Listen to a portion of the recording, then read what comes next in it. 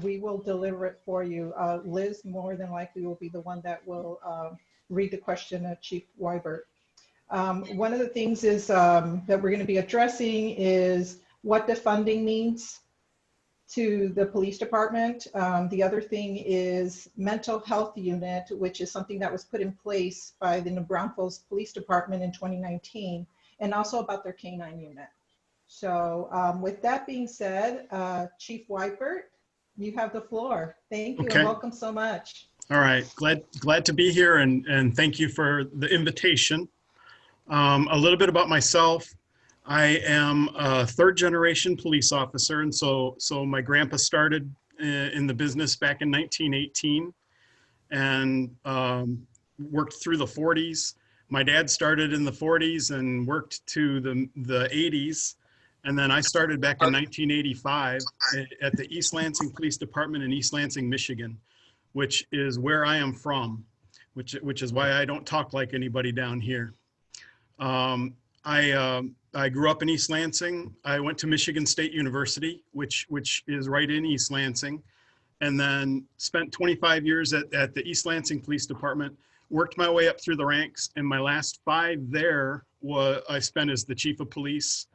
And so I've dealt with college students, a very liberal town for 25 years, which is why I have a big bald spot up here now. I would have sworn in the year 2010 that I would never, ever end up in Texas. I had never been there. I didn't think I would ever be here. My mother-in-law lives in Texas, and so that's one of the reasons I thought I would never come down here. But it just so happened that Michigan State University ended up in the Alamo Bowl. And so we loaded up the kids in the van and did a 23-hour hell ride down here and spent a week in New Braunfels. The thing that struck me was when we left Michigan, it was 5 degrees, and when we got down here, it was 75 degrees, and that made a huge impression on me. And so it just so happened that the next spring, I had hit 25 years of service and became eligible to retire, and I started looking. The state was in the process of changing the retirement rules, which meant that I had an incentive to leave because I would end up losing money if I stayed. And I Googled police chief job search just to see what was out there, and New Braunfels, Texas was looking for a police chief. And so I submitted an application and ended up, I got the job. So I retired from East Lansing and moved to New Braunfels. I've gained 30 pounds since moving to Texas. The food is way better here. There's a lot of cultural adjustments that I've made. But so far I'm very, very thankful. I thought when we moved down here, it would just be we'll do 5 years in Texas and move right back to Michigan. But the way it's worked out, I now own cemetery plots in Comal Cemetery. And so that right there is commitment. I'm going to be here. At this point, I've been working for the New Braunfels Police Department as the chief since late 2010. And so I'm coming up on a 10-year anniversary. 3 kids, wife and 3 kids. My wife, Willie, was a professor at Michigan State, and now she's doing training for a company called Capture RX in San Antonio. My daughter, Emily, was a freshman when we moved here. She took a stand, "You have ruined my life," by moving me to Texas. She was a freshman in high school. She now is engaged to a New Braunfels guy, that her high school boyfriend, and planning a wedding in January, and so they will be in Texas. My middle son, when we moved here, he declared the day that I graduate from high school, I'm moving back to Michigan. I'm going to Michigan State, and I'm never coming to Texas again. He's now a senior at Texas Tech, and my youngest son is a freshman at Texas State, and so we are here.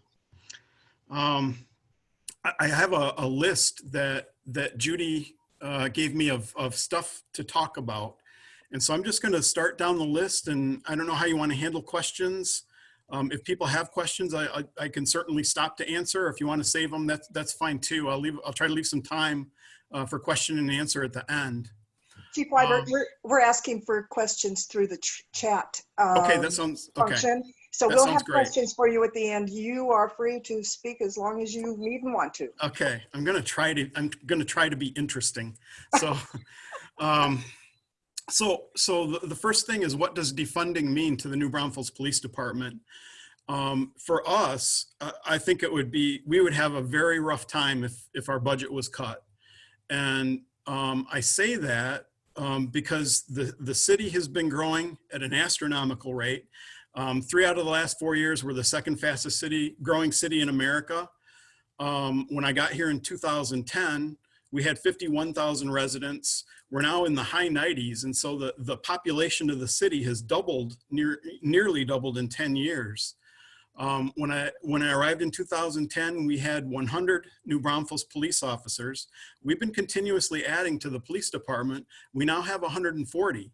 But if you look at the math, the population of the city has nearly doubled, so nearly a 100% increase, and the police department has grown by 40%. And so just that simple equation will tell you that things are getting tighter and tighter for us.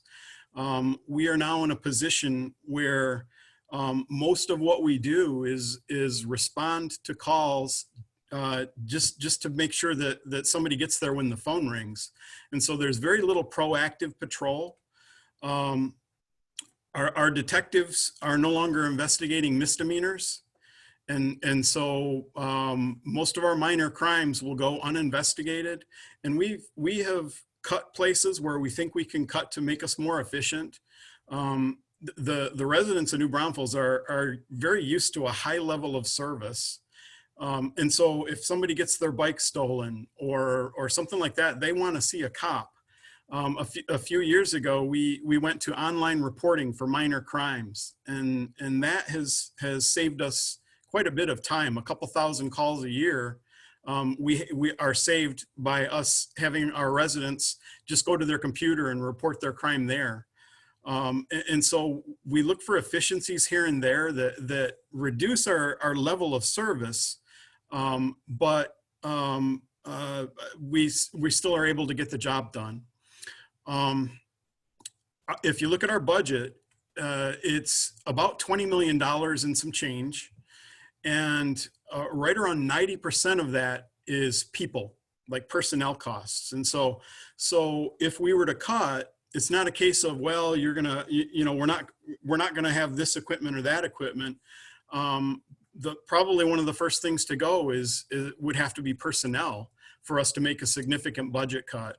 And the personnel that we would have to cut, we can't cut patrol because right now we're at a bare minimum. And we're hustling from call to call to call. We don't want to cut detectives because the average caseload of a detective is over 80 cases, and they're all felonies. And so how do you tell somebody whose child was molested, well, your case isn't as important as this one? I mean, they're all felonies and they're all important cases. And so the types of things that we would have to cut would be civilian employees and victim services, crime scene technicians, and those types of things. And so for us, just because the police department hasn't been growing at a rate, the same rate as the city, to defund the police department would be, I think, a whole different ball of wax than other places. We would be in genuine trouble. And so that's really my take on defunding the police. I can talk. The next thing on the list is the mental health function, and that's a new unit that we started last year. And over the last, actually the last decade, we have watched our mental health related calls grow like tremendously. And I don't know what it is. It used to be when I was on patrol years ago, we would have a mental health type call, maybe 1 or 2 a week. And now it's not only every day, it's several times a day. Suicide is an epidemic in New Braunfels, and people don't realize it because there's this unwritten rule with the press that they don't publish when somebody commits suicide out of respect to the family and all of that. And so you'll see an obituary without an explanation. A lot of times that's the reason. And so at least every week, and I don't know the exact number, but we have suicide attempts or somebody has suicidal ideations. I would guess close to every day, you know, and it comes in bunches. So we may have 3 or 4 in one day and go a couple of days without. And so we go to a lot of calls with either suicidal subjects or somebody who has actually committed suicide.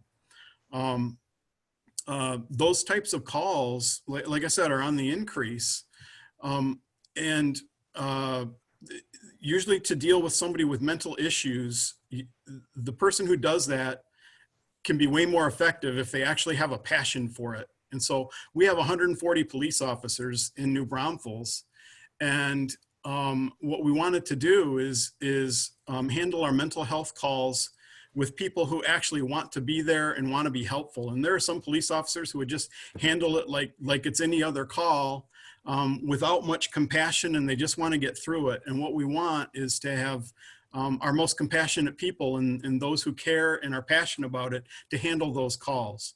We have right in the neighborhood of 800 mental health type calls a year. And so that could be either suicide or somebody having trouble or somebody having an episode or not taking their medication. Roughly half of those calls, the person needs to be transported to some type of treatment facility. Unfortunately, we don't have a place in town or even close for those transports. And so what we'll do is when the officer shows up, you know, and we have to do something like that. A lot of times it's at the hospital because there's a medical issue associated with also, whether it's a suicide attempt or some type of episode or attack. And so the officer will fill out the paperwork and we have to call around and find out where there's a bed available. And a lot of times it's in Austin, San Antonio.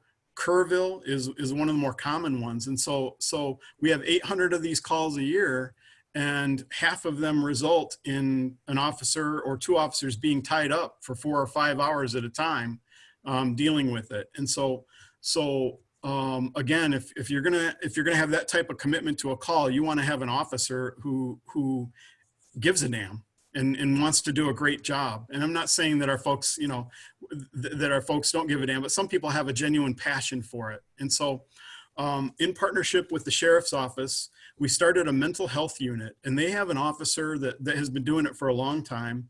And last year we kicked in 2 officers to this unit, and we're looking at it as a foot in the door. And so there's no way that 2 officers can handle all 800 mental health calls. But what they can do is not only handle the ones that they're available for, but track the other ones. And they don't work out of the police department. They're working out of Hill Country Mental Health, like Comal County, over on Landa. And so we're actually working with civilian practitioners who are medical experts in this field. And so we share information with them, they share information with us. And so we get a call on somebody. These officers are probably already familiar with who they're going to see. The other thing is during downtime, they can actually check on people that we've had cases on.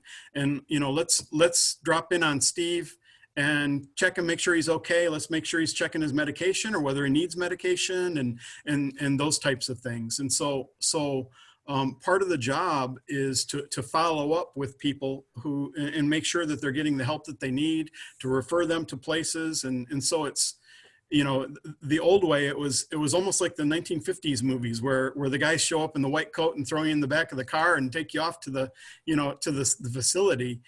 And we're trying to do better than that. And so we're actually trying to familiarize ourselves with the patients and intervene when something, you know, isn't going right, and get somebody help before they get to a point where they're, you know, standing on the bridge ready to jump off. And so we have 2 officers that are doing that right now, and gathering statistics, and we're spending, I mean, we're just getting our toe in the water. And so it's kind of like we're inventing a job from scratch. And so next year we should have a better idea of how many more we'll need, but I know that we're going to need more than 2 officers to do this job. And the question is how many will the county contribute? And we'll go from there. Was that a question or no? Okay. And so that's the mental health function for right now. And like I said, it's an evolving thing. What it will look like in 5 years, I don't know. We're trying to keep an open mind, and little things count. Like we ordered cars to transport our patients, and they don't look like police cars. They're Tahoes, but they're not marked up. They're not black and white. Our mental health officers, when they do their visits, they're in a polo shirt. It's still a uniform, so people know who they are, but it looks a lot less threatening. And so they're more like people and friends than police officers, and that's what we want is to put people at ease and make them feel comfortable. And so little things like that. And like I said, we're keeping an open mind and collecting a lot of information right now as far as what we want this thing to look like. We do have some questions coming across about the mental health preparedness, et cetera, for the force, as in what kind of training they do receive, and you know, does it make sense, for instance, in domestic disputes to have an officer or somebody with different kind of training address that? So if you could perhaps focus on those areas. Yeah. And domestic abuse, we'll talk about that in a sec, because that's another huge thing with us. With mental health, like all police officers have requirements under TCOL, which is the agency that sets the requirements. And so we have mental health intervention, and it's basic stuff that police officers get in the academy. But beyond that, the officers who want to specialize in mental health, there's a 40-hour course. And so we have a handful of our officers have gone through that. And they are the ones that we've identified as, this is my passion and this is what I want to do. And so the officers who are on the unit and others who aspire to be on the unit have gone through the 40-hour. And then on top of that, there are national conferences. And so we're in the process of identifying which ones we want our folks to go to and to collect, you know, it's a whole field out there. And so we're trying to involve ourselves at a national level and get as much training as we can. Regarding domestic violence, that is a whole. I can tell you that is one of the priorities that we've identified, not only as a police department but as a county. And so we've worked really closely with the district attorney, Jennifer Tharp, and I don't think people realize what a problem domestic violence is in New Braunfels and in Comal County. Every day, without fail, we have some type of call where there's either a family member, and it's usually a female family member that is has been assaulted. And so our goal is number one, to stop it, you know. And so the calls that we have, we make sure they don't slip through the cracks. We do the best job that we can on prosecuting and gathering evidence. And then we also follow up with a victim. And so I'll tell you about the system that we've put into place over the last few years. Working with the district attorney, they wrote a grant, Jennifer Tharp wrote a grant for domestic assault cameras. And so a camera was issued to each police officer, and this was before the days of body cams. So it was about 5 years ago. Every officer carried their own movie camera that was purchased with a grant, and they would interview victims and get the victim's interview on tape or on video, which is super important to show to a jury later. And so it makes for a better case. We also developed a strangulation protocol. And so domestic assault cases, when the victim is strangled or choked by the suspect, that in itself increases the seriousness, because those types of cases, it's a different kind of guy that will choke somebody, and the chances of it being repeated, the chances of it being continuous type violence are a lot more when there's strangulation involved, and also the chances of a serious injury. And so anytime where there's evidence of a strangulation, the officers, all of our officers, have been trained on a different protocol than what we've had. And so if there's marks on the neck, or if the person said, yeah, you know, that guy held me down and choked me, there's a whole different form that they fill out, a set of questions that they ask. We call in a crime scene tech to take photos of the victim's injuries. And even if there's none, we take them to the hospital, because there's a chance with strangulation that there's an injury inside the throat that you can't see. And so it's a whole different medical protocol and criminal prosecution protocol that we go through. One of the questions we received is, are your protocols based on other models from other cities? Yeah, or, yes. And so the protocol that we got came from Austin PD, and they have that county up there. They have some of the America's leading experts in training and also in prosecution of these cases. And so we borrow a lot of knowledge from them. We wrote a grant for 2 crime scene techs, and with the specific intent of having them be available for domestic assault calls. And obviously they're available for other crime calls, but the grant that we wrote it under was for them to come and to do a better job of gathering evidence to present in court later for a conviction. We wrote a grant for a detective to specialize in domestic assault investigations. And so this is somebody who is trained in interviewing skills, somebody who will contact the victim later. And so it used to be, when I first got here, domestic assault cases, they were just like spare, like, oh, you usually do bank robberies, but since you don't have any, here's a couple domestics for you. And so they were just kind of like peppered around to everybody.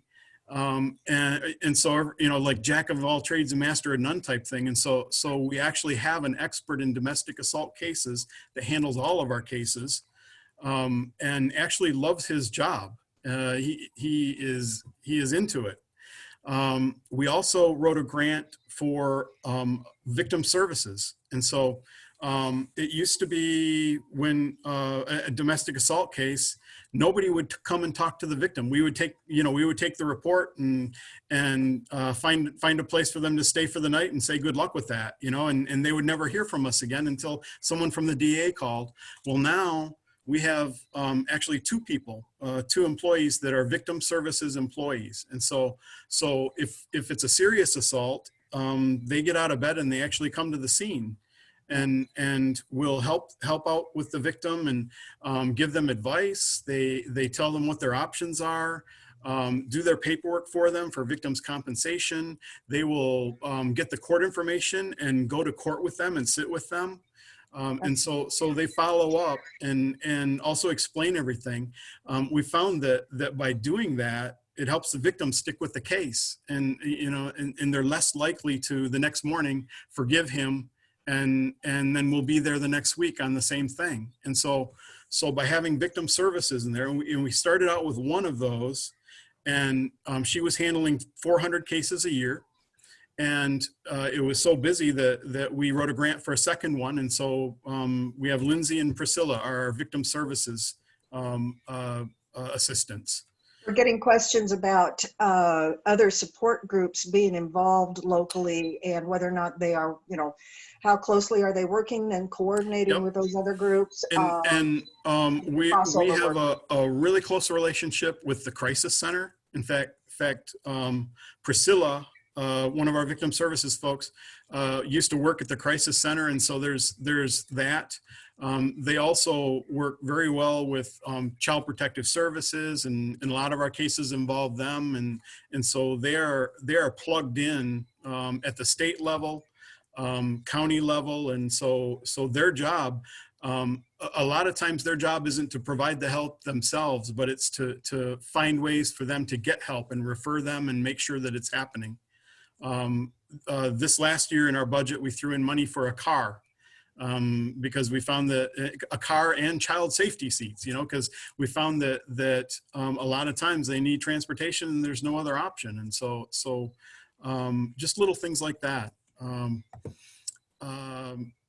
so that we've kind of created this where nothing existed before. We now have almost like a machine to handle our domestic assault calls. And so the officers have specialized training.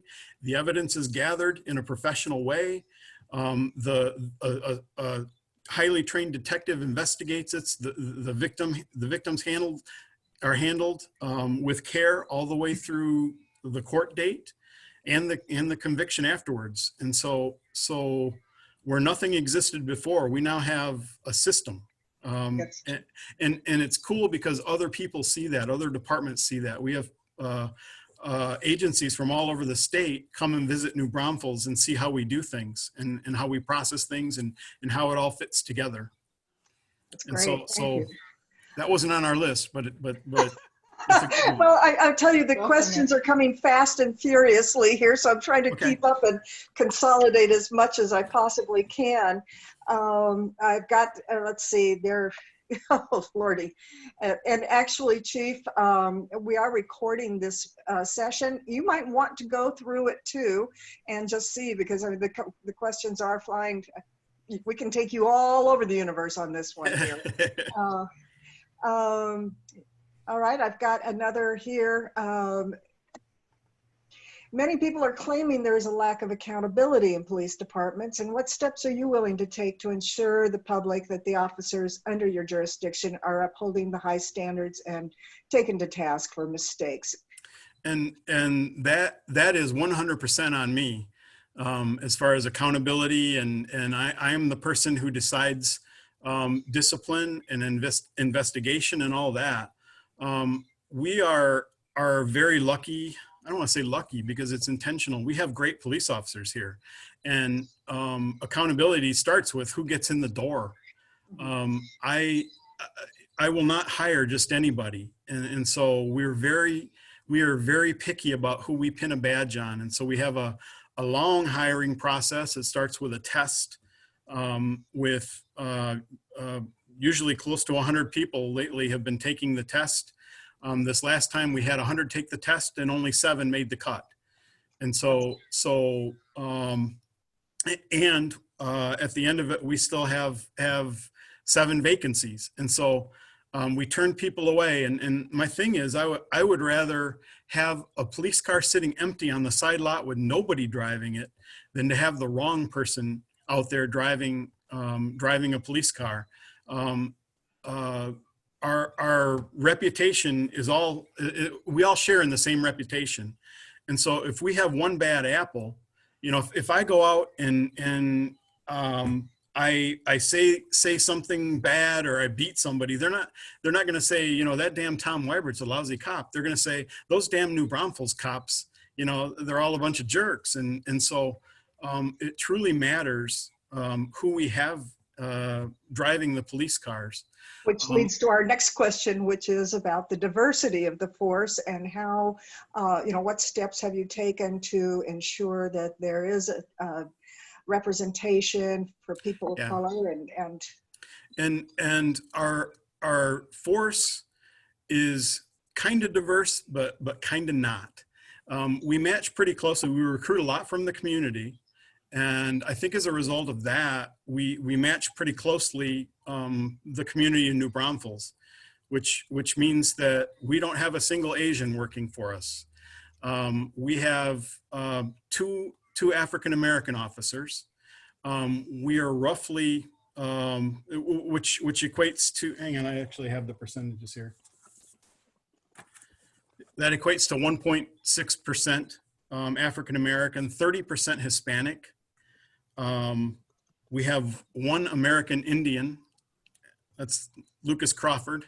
I always thought he was Hispanic, but he's American Indian, and we are 67% white. Which, if you look at the last, it's 2010 is the last census, and so we're about to get some new numbers, but that's pretty darn close to what New Braunfels was in the last census. We don't have control. We're a civil service department, which means that we can't give preference for there's no affirmative action. We can't give preference for sex or race. The only thing that the civil service law allows us to give preference for is military service. They get extra points on the test. Veterans do. Our goal right now is to recruit people, and it's very, very difficult to find qualified police officers, and I think we recruit harder than any department around here that I know of. We do it as far away as Dallas. We'll travel to academies. So we visit academies. We do most of the universities in the state on career days. We do military bases, and they do career days for people who are about to be discharged. And so our recruiting has very little to do with targeting a specific race. We are interested in finding the best quality people that we can, and putting people in the seats of our driver's seats of our police cars. And so I wish we had the luxury of targeting a specific gender or race. I would love to have more female officers. We're way underrepresented on that. As a matter of fact, we do have a question from a local instructor here who is on the meeting with her students, and that is a question they were asking was, how does one become a Comal County Sheriff or New Braunfels police officer? And we actually, if you go to our website right now, the city's website, we just announced a hiring process. The Civil Service Commission just approved a test date in September. And so we generally do 2 hiring processes a year, and it's all spelled out right there. And normally we have only hired people who are certified, and so they've already been to the police academy. And what we found is that there are not enough qualified candidates who have police certification, or there are not enough quality candidates who have police certification. And so we have opened it up to uncertified people. And so if you want to be a police officer, we will send you to the academy. You just have to be a quality person, and we will make you a quality police officer. And so, which is actually a pretty huge opportunity that usually doesn't exist. Most of the time, most police officers only are willing to look at you if you've already been to the academy, you've put yourself through, and we're willing to take on that expense of we will pay you. It takes a half year to go through. We'll actually pay you a salary and pay your tuition to go through the academy. So it's a huge opportunity. That's for the rookies. That's awesome. Yes. But we do have a question also that was asking about the veteran detectives. That, for instance, your pay structure was restructured, and therefore some veteran detectives were not. I'm not quite sure what the nature of the question is, but they were apparently forced to leave just to keep up with cost of living, et cetera. What steps are being taken to ensure that you are keeping these quality people that you are trying to hire? And I'm not sure about veteran detectives.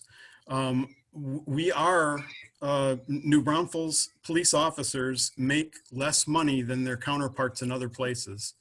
And that's something that the city has been working on for since 2012, actually.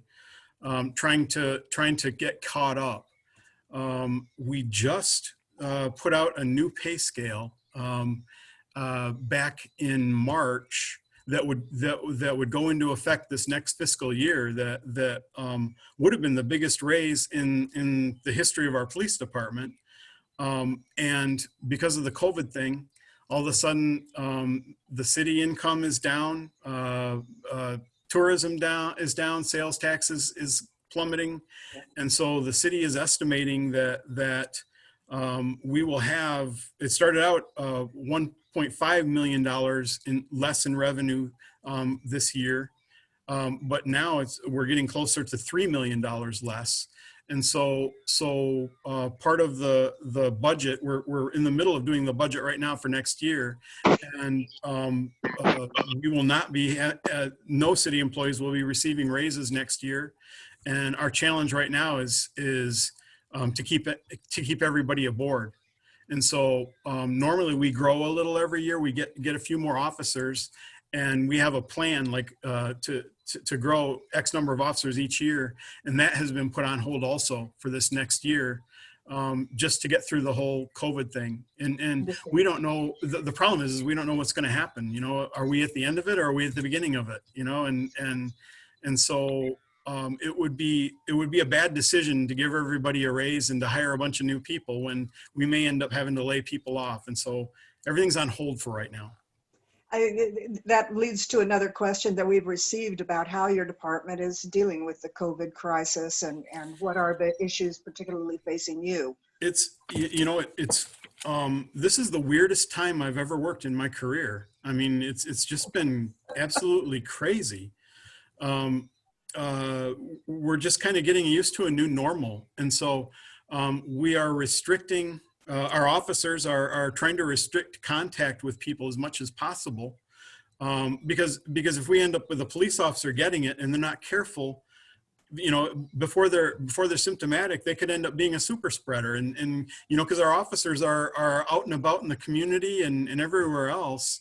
And so we're masking up, especially in the last 3 weeks since this thing has really taken off.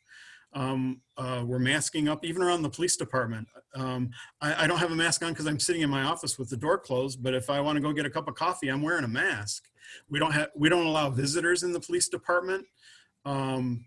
We are handling as much as we can over the phone. And so an officer, if there's a police report to be made, the officer may go and park in the person's driveway and take most of the report over the phone. And if there's evidence to be looked at or photographed or taken, they'll go do that. But we're trying to conduct most of our business over the telephone right now.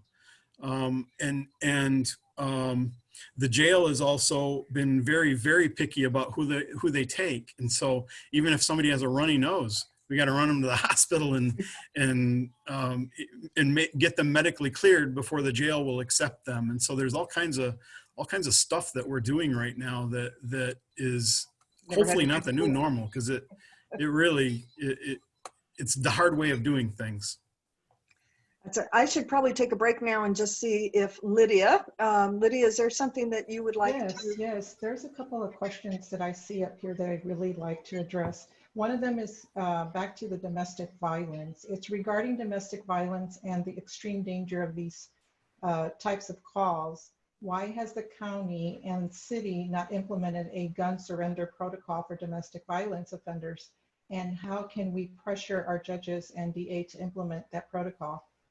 What suggestions do you have, or where are we? And I don't have an answer as to why. I know that I have had at least one meeting with one person who I'm looking at on my screen right now, but I don't have an answer as far as I don't know where the county is on that. I think that I think Molly Bursey is on the right track as far as applying pressure and all of that. Yeah, and then getting back to something that you mentioned, and you talked about the type of person that it takes to choke somebody. How does that apply? Or I don't know what your protocol is as far as chokeholds with the New Braunfels Police Department. We don't allow chokeholds, and that's not something new. You know, you hear about police departments, you know, as a result of what we saw in Minneapolis. You know, our police department has outlawed chokeholds. We did that years ago. And so the only time that a choke hold would be allowed is if you're fighting for your life. You know, and so we don't want to have someone, you know, write on their tombstone, you know, he followed policy right to the end. If you're fighting for your life, you're going to do what needs to be done to save yourself. But other than that, there are no chokeholds allowed. Right, right. And there was one other question that it pertained to the defunding the police. Have you had any groups or anybody that's contacted you, you know, kind of screaming, you know what, we need to defund the police department? We have not. Great. You know, we've had a few protests downtown, and I know there was at least one sign that said that, but there has not been really any big movements to defund the New Braunfels Police Department. Funding, do you, you know, one of the questions we get is it's not necessarily defunding, but diverting funding to other efforts within the, you know, given that you do have a very limited budget, whether or not more money could go into the mental health unit as opposed to actual enforcement, things of that nature. That those are the kinds of concerns that people are having, I think. Yeah, and I would love to have, you know, double the size of our mental health unit, but not at the expense of somebody having to wait, you know, the person who's being choked having to wait an extra 2 minutes for a police car to show up because we've defunded patrol. Mm-hmm. I would not be in favor of that. You know, it really depends on where the money would come from. But you know, we've had a lot of luck with grants and those types of things. But I would love to do more for the mental health unit. Well, we now need to move more into the social aspects of the social causes, if you will, because I am getting a lot of questions about, you know, how you handle the illegal immigrant procedures. What are the policies and procedures around arrests of people who are non-documented? I hope I summarized that all right for everybody. and so we don't ask, and so it's not our job to go and kick doors looking for illegal aliens. If we arrest somebody, we don't ask immigration status. When we lodge somebody, that's one of the questions that the jail asks. So generally, if somebody is going to call ICE, I don't think they do, but that would be the person who asks whether somebody's in the country legally or illegally. But that doesn't have any impact on our case. And so you won't see us kicking a door. We work with ICE, but only on criminal cases. And so if we have somebody who ICE is after because they're dealing drugs or something like that, we will assist them because they're a criminal in our town dealing drugs, not because of their status as an illegal alien. I'm trying to think of what else. We work with Homeland Security. We help them with investigations, but the Homeland Security investigations are not, that we help out with, are not immigration related. And so Homeland Security does way more than immigration. And so they do child pornography cases, a lot of fraud cases. And so one of our detectives is assigned to help out with those types of cases. Well, that actually segues very nicely into the next question, which is that human trafficking has been reported in New Braunfels, and we have a question about the status of any investigations into human trafficking in this area. I don't know of any local investigations that we've had in quite a while. If a federal agency comes and asks, we would definitely assist. A lot of times, the last human trafficking incident that we had, I think, came off a traffic stop where a 15-year-old girl was being held against her will and used as a prostitute. that case ended up being, the officer did a fabulous job, and that case ended up being prosecuted. We've had incidents of human trafficking in the form of transportation. It was, I think the summer before last, we had a train car that was loaded up with immigrants, illegal immigrants, and somebody had padlocked the door shut, and so they were all stuck on in this box car on a 100-degree day. And one of them had a cell phone and called, and they were close enough to New Braunfels that it hit our 911 center, and we were able to stop the train, and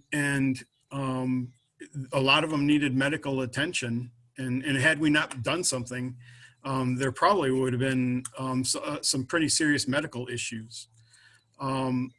Every once in a while, we'll have a traffic stop in a van where there's like 10 people laying on the floor. And each one of them we've had that a couple times that I know of. Each one of them has paid the driver $40 to get them across the border and drop them off in downtown Austin. And so those types of cases are the only ones that come to mind right now. I got you. Actually, I'm going to unmute Judy. Let's see if I can. There we are. Judy, I know that you have some questions also. Sorry, did I catch you unawares? No, actually, this group is doing a very good job because we've hit human trafficking, we've hit defunding the police, we've hit training in, how our police officers don't resort to violence in dealing with, but one thing I'm interested that I did ask you, Chief, was about our dogs and where they come from and how they help. I mean, I don't think people realize it. And so we have a canine program, and that's I'm a huge fan of police dogs, and it comes from my time on patrol. And it's the middle of the night, and there's a burglary at a warehouse, and there's somebody in there, and as a police officer, either I can go in or the dog can go in, and they may have a gun. I vote for the dog, and if you're a police officer who's worked with a canine unit on a shift, that dog actually becomes like a member of the shift. We have had retirement parties for dogs where we'll present the dog with a plaque even though they can't read. It's like they become one of the officers. Our canine units are used in a few different ways, and the dogs, if you have a dog, it either specializes in drugs or bombs, or explosive, one of those two, but you have to choose one. And so you can't have a drug dog that also specializes in explosives, because if a dog hits on something, you don't know whether it's a bomb or a bag of dope. And so you want to know, all of our dogs specialize in drugs. And the reason for that is that explosive dogs are available through all of our military bases. And so if we have a suspicious package and we want to have a dog take a sniff, that's readily available 24/7 just by calling somebody else that can bring a dog. And so our dogs specialize in drugs and then also tracking. And so we are short one right now. Our goal is to have 6 canines, one on each of our shifts. And so that way a dog is available at any time. And right now we're short one, but super useful for building searches, tracking, and not just tracking, wanted people or criminals. We've found like Alzheimer's patients who wander away, those types of things. We also use them for PR. We'll take a dog into the school, and kids love them. And kids who don't love dogs, eventually they get the guts to come up and pet, and it's a great introduction to dogs. And so the dogs don't live here at the police department. They actually go home with their handler. And so if you're a canine officer, you work with that same dog while you're here, and then you take that dog home with you, and it lives at your house and is like a family pet. And so there's a heck of a bond between an officer and his team member, the canine. And like I said, it's amazing how helpful a dog can be, whether you're trying to track somebody, or you're checking an area. Let's say you want to check the fairgrounds before a crowd gets there, and you can sniff around and make sure there's no explosives, that type of thing. And so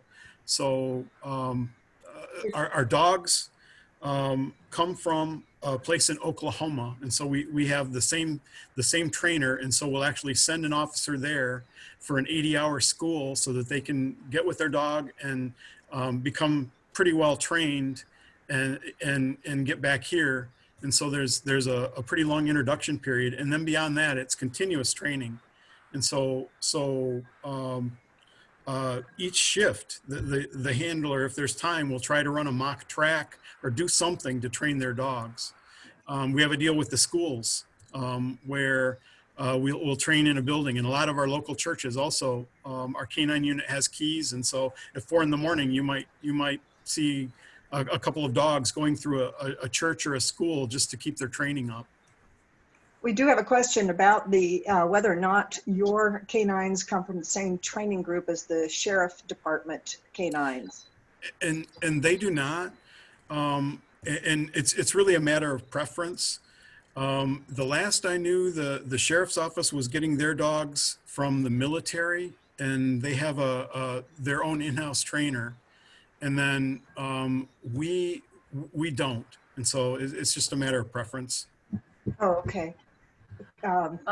Chief, I have another question. There have been comments about school resource officers and the value of police officers in schools, and do our officers take part in discipline? Okay. And we just started, it's been 2 years now since we started our school resource program. And so we have an officer in New Braunfels High School, the 9th grade center, and both middle schools. We are not in the elementary schools. I think the superintendent said that's a goal someday, but funding is a barrier for right now. Officers do not enforce school rules. They have nothing to do with the disciplinary process. And so they are there for the safety of the kids. They get involved with some of the teaching. And so classes that, whether it's law, or there's actually law enforcement classes at the high school. Every year, the police department takes over that class for a week, and we send a bunch of people over there to teach different topics. And then officers are present just to be seen and helpful. And so they'll watch for school problems, drug issues. We get a lot of Crime Stopper tips. And so we've started Crime Stoppers in schools now. We got, I think it was several hundred tips last year. I don't remember the exact number, but an astronomical number. So-and-so is vaping in the bathroom between 3rd and 4th hour. And sure enough, you go there and there's the kid doing it. So we've had a lot of positive feedback regarding the officers in the schools, especially from the kids. Officers get all kinds of emails and cards, and a lot of appreciation. Great, thank you. Yeah. We have Oh, go ahead, Lydia. No, I was saying we're getting ready to wrap up here. So I have a couple of questions that I see here, and I want to thank everybody who submitted a question. They're all wonderful and good questions. And Liz, thank you for trying to combine and condense some of those questions. But this one I think is really important with everything that's happened with and transpired within the last month or month and beyond actually. It has to do with the term blue wall of silence. How are you working to deter and destroy the subculture in which police officers are dissuaded from reporting misconduct within the police department? We have a really good culture here. Most of our complaints that we end up investigating come from each other. And so that right there is a good sign of the type of people that we have work here. One of the most effective classes that we've offered internally in the last year, everybody has been required to take a class called ethical intervention. And so what that is we're teaching our people that when you see something wrong, it's your job to do something about it. And a lot of times it could be in the moment. And so if you're there and on a traffic stop where you see somebody losing their temper and things are starting to go south, it's part of your job. It's part of your duty to step in and you tell the officer, and there's a code. You step in and you say, hey, the sergeant wants to talk to you, and get them the hell out of there. And that gives them an excuse to walk away and calm down. And then you go, stabilize the situation. And so, and it's not like you're selling someone out. You're keeping them out of my office, and their badge out of my desk drawer. And so that class, I think has saved some careers, and just that concept of ethical intervention. And I see it, like most of what we do is on videotape now. The officer is wearing a body cam, and part of our accountability is that we do random checks.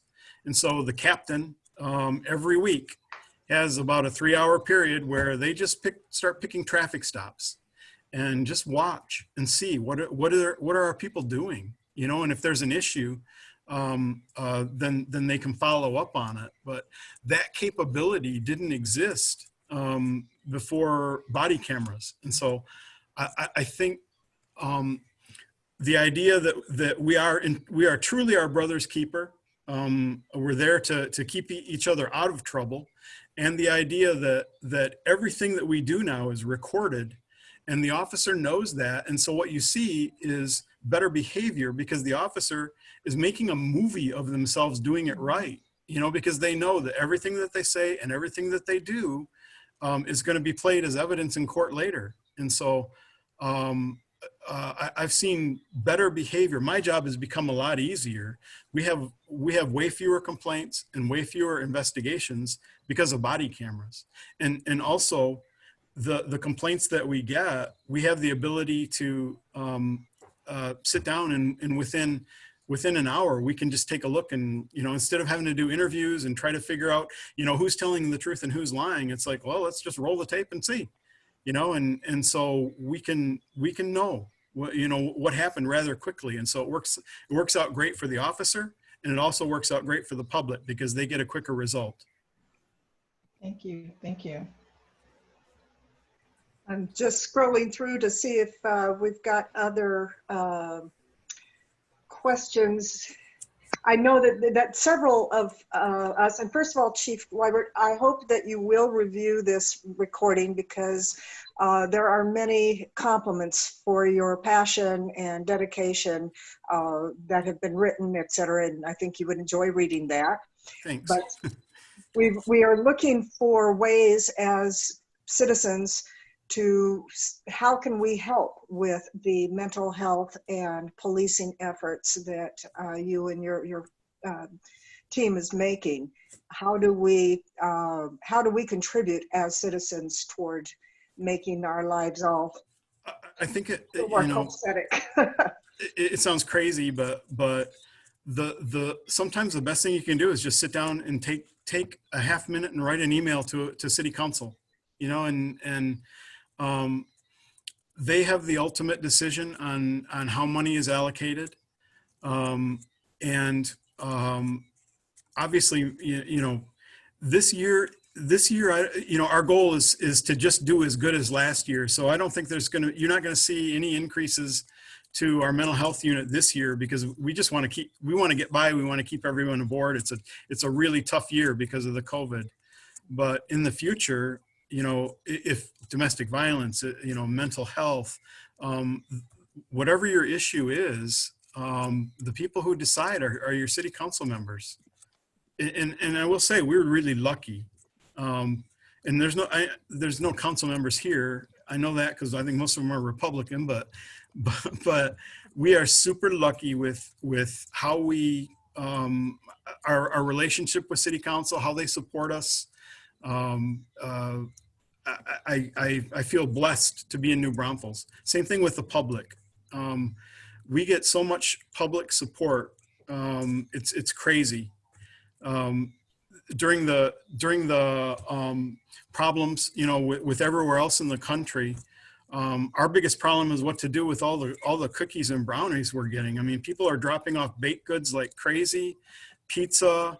They want to make sure that we're really well fed.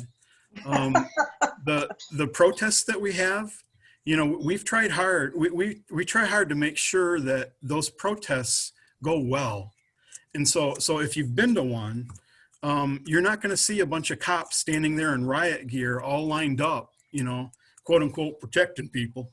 You're going to see New Braunfels police officers in their normal everyday outfits, normal uniforms. It's not like we'll carry your sign for you, but we disperse and we go through the crowd. We make sure everybody's safe. If we have water available, we've been known to pass out water. We want to make sure that things go smoothly. That's our goal. And so if there's a protest going, no matter what the cause, you could be out there with a Trump flag and we'll give you a bottle of water, and so our goal is to make sure that people feel safe, that they can have a peaceful and safe protest. And and that's a trick. Up north, working in a college town, I did protests. Gosh, it seems like probably one a week. And so this is not new territory for me. And so I'm trying to bring some of that to here, and especially with the younger gung-ho officers who, want to see something different, and want some action. It's like, no, we're just going to go over there. We're going to smile. We're going to wave. We're just going to be the friendly police and make sure that it's all safe. That's our goal. Do you think that your officers have an understanding that they are appreciated in the community? What is the level of their morale given these kind of troubling times? I think we get it. I mean, we get some crazy support. It's weird to walk into a restaurant, and this happens to me. Like, you walk into a restaurant in uniform and have your meal, and when it comes time to pay, the waiter will say, yes, the person who just left, has taken care of your meal. That never happened to me up north, and people really support us. When the Dallas police officers were shot a few years ago, I started timing it, and at least once every 20 minutes, somebody would walk through our front door with a pizza or cookies or a card or something. Every 20 minutes for 3 days, we ended up with stacks of pizzas, like a stack of pizza. We ended up having to give things away to the Salvation Army. We were getting so much food. And then on Friday, they announced that they were going to have a prayer vigil for the police department on the plaza at 11 o'clock on Monday. And I thought, who would even go to that? It's in the middle of the day on Monday. And we ended up having 1,400 people show up and pray with the police department with 2 days notice and nothing. And so that kind of thing is just shocking. We get crazy support here. It's nice. Wonderful. I'm going to turn it over to Lydia. Well, thank you so much. Now I understand. But see, I learned about why you gain weight, because everybody's so nice to you that they buy your meals. Yes.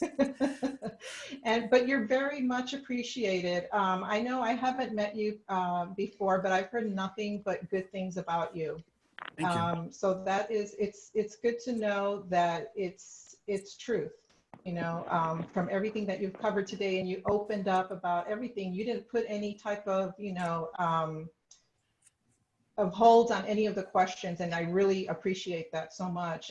My organization appreciates that. And again, we look forward to working and doing whatever we can to contribute as citizens to helping the police department in any way. I'm hoping that in the future, and when I looked at the budget and everything that you're doing with that budget or expected to work with that budget, I don't understand, and I'm sure it has to do with, you know, finances and so forth, why your budget hasn't grown with the growth of the community. It's, you know, it's almost like it would be impossible. Our budget has grown a lot. I think compared to other police departments, we've grown more than them. And we've also taken the lion's share of the growth. It's almost embarrassing, like during budget time, because all the departments go there, and the library got nothing again. You know, Oh. Parks and Rec, it's another tough year, but the police department, I'm like the kid who has blisters on his finger from unwrapping so many presents at budget time. Usually the police department does the best, and it's just that there aren't enough tax dollars there, Right. to do what actually needs to be done. But Well, I will thank not, you won't catch me complaining. And we Well, also do we do great on grants too. That's great. That's great. And thank you so much again from the Democratic Women of Comal County, everything to everyone who's joined us today, and for all the wonderful questions. We have really good questions, and we may be able to go back also. And if there's something that maybe we didn't address, we can forward that to you if that's okay, Chief Wibert. Yeah. So again, thank you, everybody. Have a good evening, and we'll see you at the next Zoom meeting. Follow us on Facebook. Thank you, Chief. All right. Thanks. Thank you. Thank you all. Good night. Good night.